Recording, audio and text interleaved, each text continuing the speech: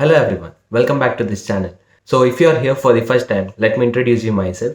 My name is Parvath Kumar and I do videos on studying abroad.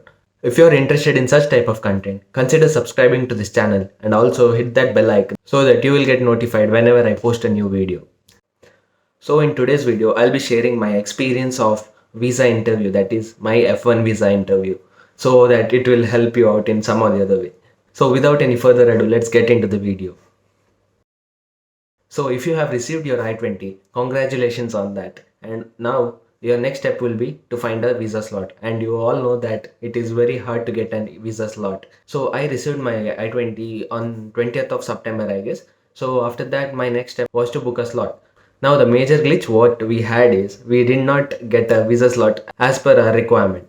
We tried looking for a slot, but then unfortunately we were not able to get a good slot, that is good date, because most of the dates were after November, after October, when I was searching for a slot in September. Okay, so now what we had to do is we were waiting, and then we got to know a hack, that is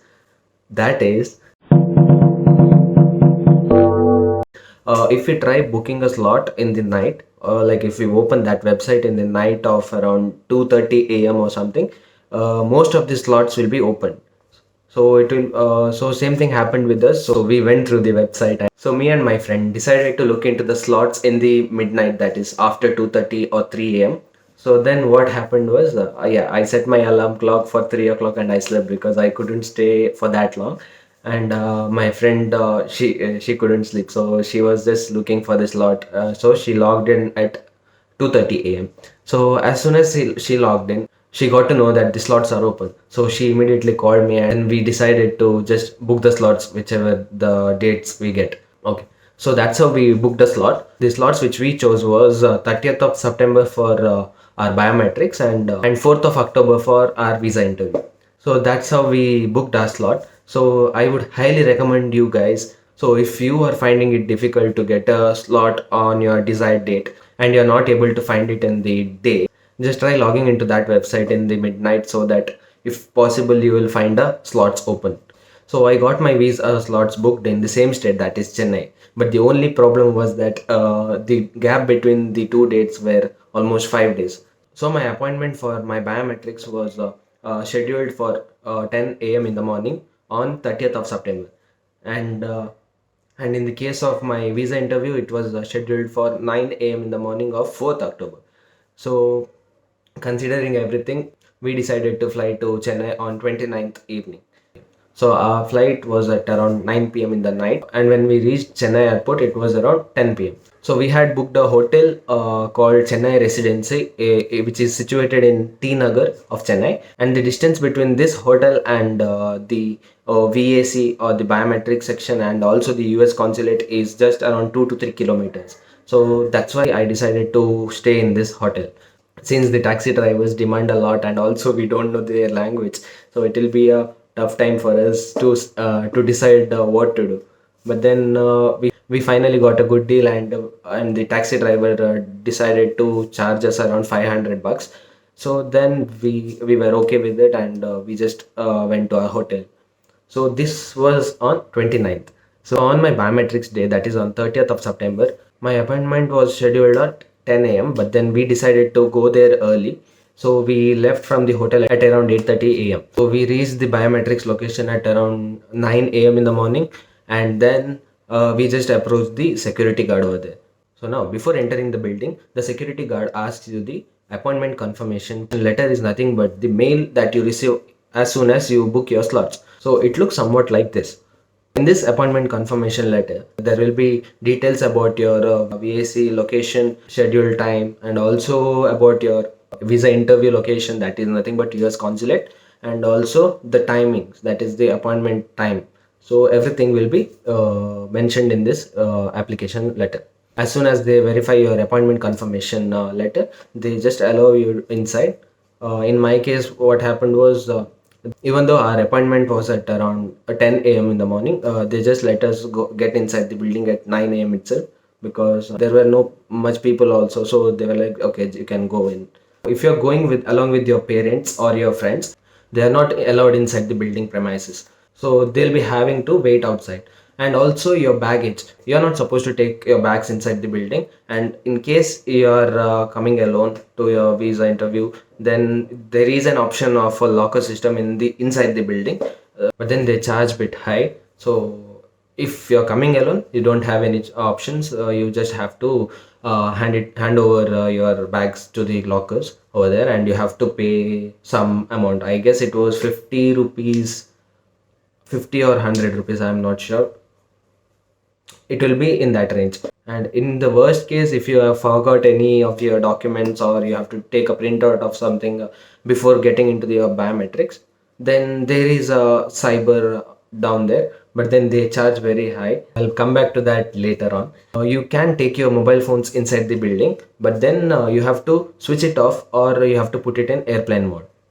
Now, as soon as the security guard checks out the appointment confirmation letter, he guides you towards the second office. That is, he'll tell you like go to the first floor or go to the second floor, like that. So you just have to follow the instructions provided, and then okay. Now you come to that office, or that counter section, which was in first floor in my case. So once you go there, there will be number of counters over there where they verify your documents.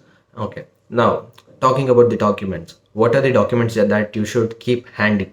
So, for your biometrics, keep your passport, I-20, DS-160 confirmation, and your appointment confirmation letter.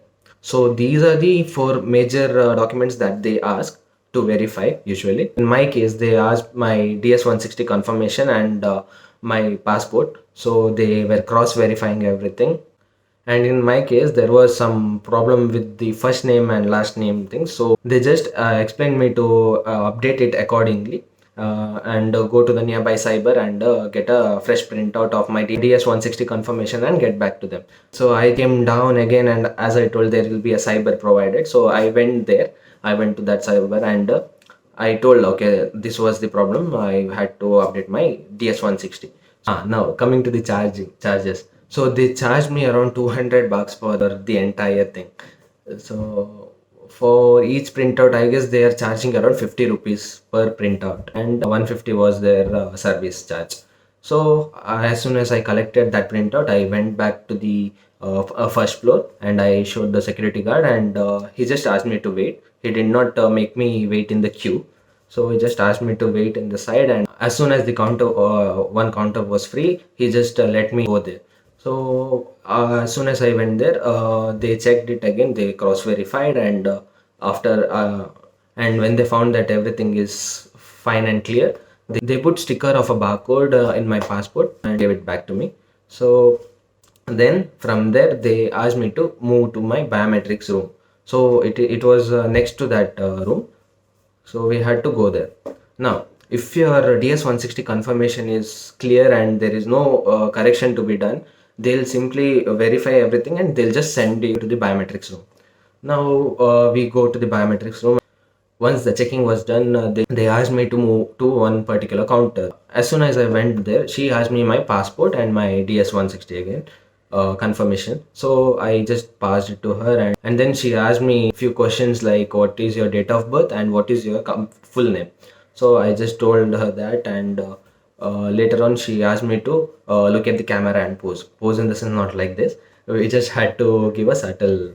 We were not allowed to smile too much, because this was the photo which will be stamped along with the visa in your passport.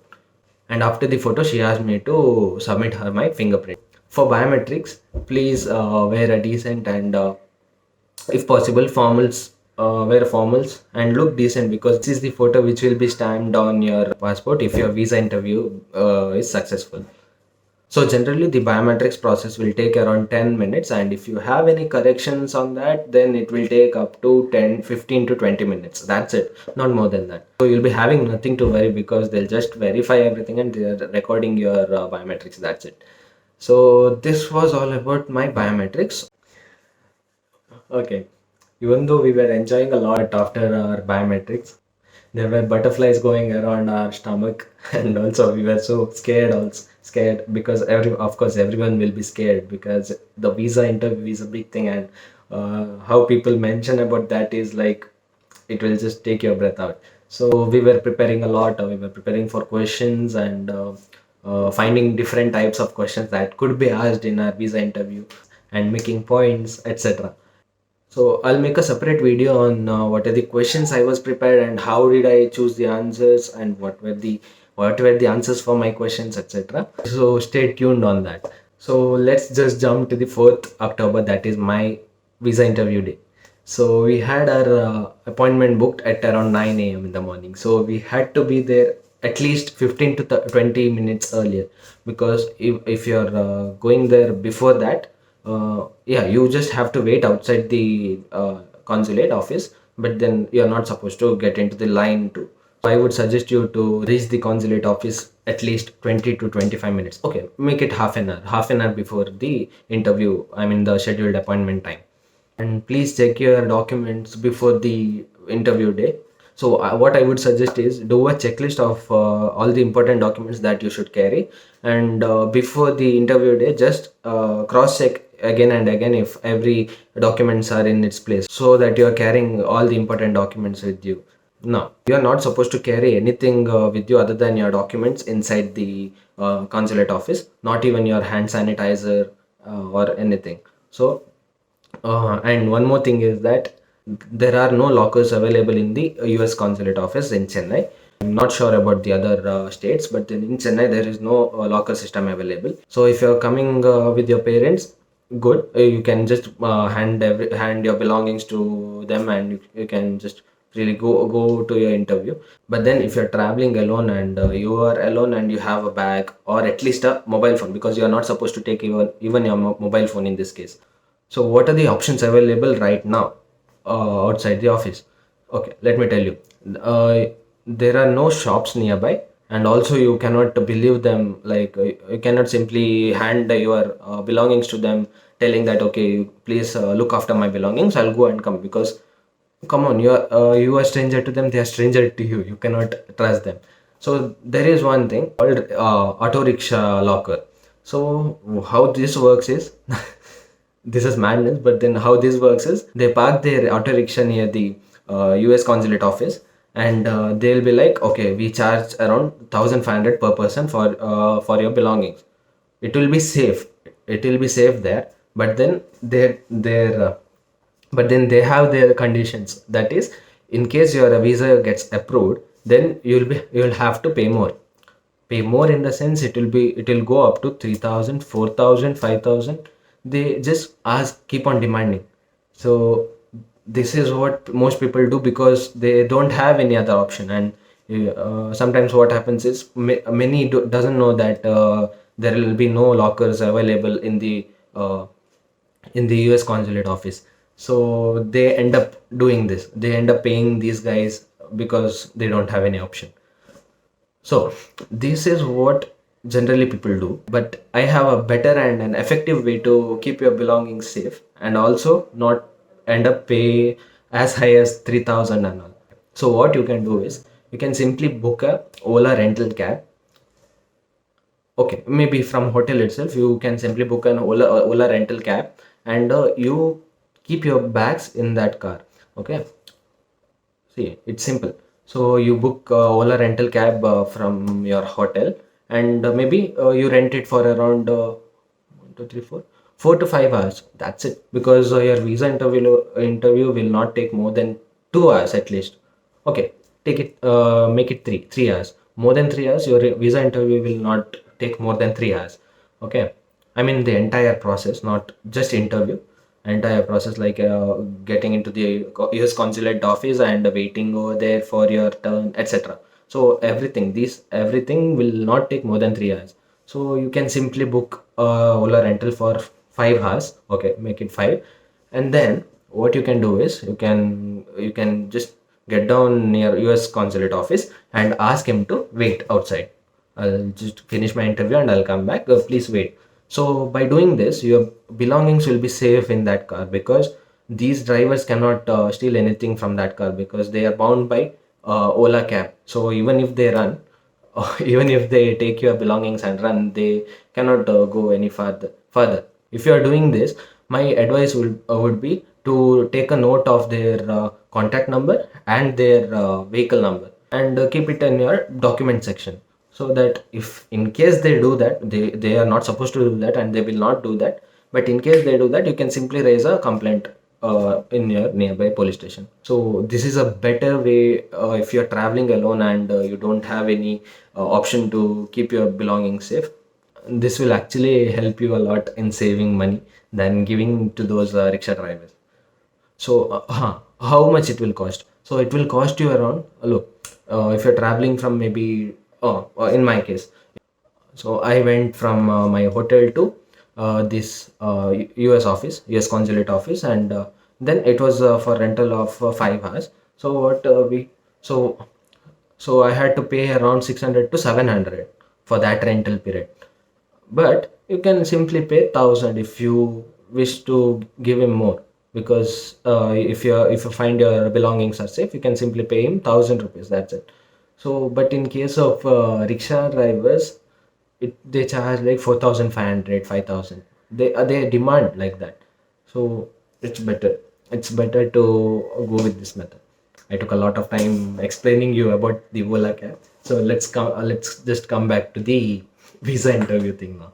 You're not supposed to take any of your electronic items or any baggage or even water bottle. You're not supposed to take. You are just allowed to take your documents, including passport. That's it. Okay. So now 15 minutes before your interview time, they'll let you join the queue. This queue is to get into the US consulate office. So you just go there and you'll get into the queue and they'll just check your temperature and they'll just sanitize you. So, and they will ask you to get inside the building. So as soon as they let you inside, there will be a security check and then they'll ask you to wait. So you'll wait there and yeah, please don't do this. Don't talk to anybody who's in your front or who's in your back, because that will simply create a panic in you, and also it will not look a decent manner.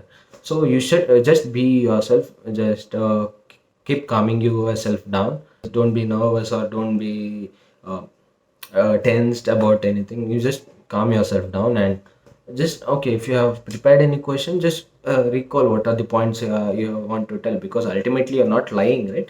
So it will ultimately come outside when the visa interview viewer asks you. So now, okay, you will be waiting there, and then again they'll call you to the another room where again you have to form a queue and you have to wait. So as you are moving step by step, you'll start to hear some of the visa officers talking and asking questions and all. So just don't get nervous over there. I know how it feels, but then trust me, it will be all right. So you just have to calm yourself down and you have to just be confident enough. That's it. Okay. So then they'll call you and they'll give you a counter number. So now the visa officers are all Americans, so they'll be taking your interview, right? You are standing in front of that counter, so you can see that person speaking and you can see the visa officer asking questions and many things. So just concentrate at the way he speaks and also his accent, and try to understand his accent. So once you go there, what happens? Yeah, in my case, what happened was there was a visa officer who was already interviewing one person. So after he was done with his interview, he just got up and he went inside. And I was waiting for my turn. So I didn't know if I have to go front or if I have to stay there and wait for him. So I just decided not to go there and I just waited there because I wanted him to see me approaching. So then he went back, he drank a bottle of water and he came back and he did not sit in his chair. He was just going through his computer over there. Now again, I had so many thoughts in my mind, like if I have to go front, I was like, what is he thinking about? Did I do anything wrong? So many questions I had. Okay. So then I was like, it's okay, let's see what happens. And I just waited over there. And then he asked me, like, come. So I was like, okay, I just went there and I just greeted him, good morning, sir. So he greeted me back again, telling, good morning. And can I have your documents? He asked me, can I have your documents? So now, so for visa interview, what are the documents that you should keep in handy? They are your passport, your I-20, and your DS-160 confirmation again. So these are the important documents, and your admit, the university which you are applying for, that admit. Okay. So he asked me the document, so I just gave him my passport and my I-20, and then the picture starts. He started asking questions like, which is the university you are going. So I was like, okay, I'll be going to Western Michigan University to pursue my master's in mechanical engineering. uh, and then he responded like, oh, Michigan, it is in Michigan state, right? So I was like, yes sir, it is in Michigan state of US. So then he was like, oh, it's a cold place. So what happened was, he was a bit cool guy. So he was asking like, oh, that's a very cold place. I was like, yeah, it is very cold. So I have to look after that later on. So he was like, okay. Then next thing what he asked was, have you taken GRE? So I answered him like this. So I told him, no, sir, I have not taken GRE. Actually, I had prepared for GRE, and I was about to take the test, but then I got my offer letter from the university saying that the GRE is waived off due to the current pandemic situation. So that's the reason I did not take my GRE. So he was okay with that answer. So then he asked me, who is sponsoring your education? So I just told him, okay, my father is sponsoring my education, and also I have an education loan. And he asked me again, how are you funding your education? So I answered him like, I have a loan sanction letter of XYZ amount and a family saving of XYZ, and also we have an immovable asset of dash. So that's how I answered him. So he was pretty okay with that, and then he asked me, why Western Michigan University again? So I answered him telling, okay, this university is one of the top and best university for my course, that is mechanical engineering. And also the importance given to my particular program, that is mechanical engineering, is very good.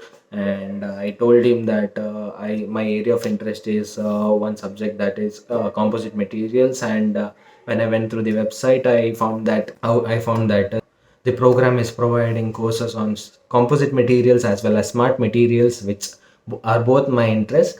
And to add a cherry on that, I told him that, and most of the professors like XYZ and XYZ have their research interest on this particular program, and I am looking forward to pursue my masters under these professors so that I will shape myself into a better professional. That was my answer, and he was a bit impressed with that. So after that, he asked me, what does my father do?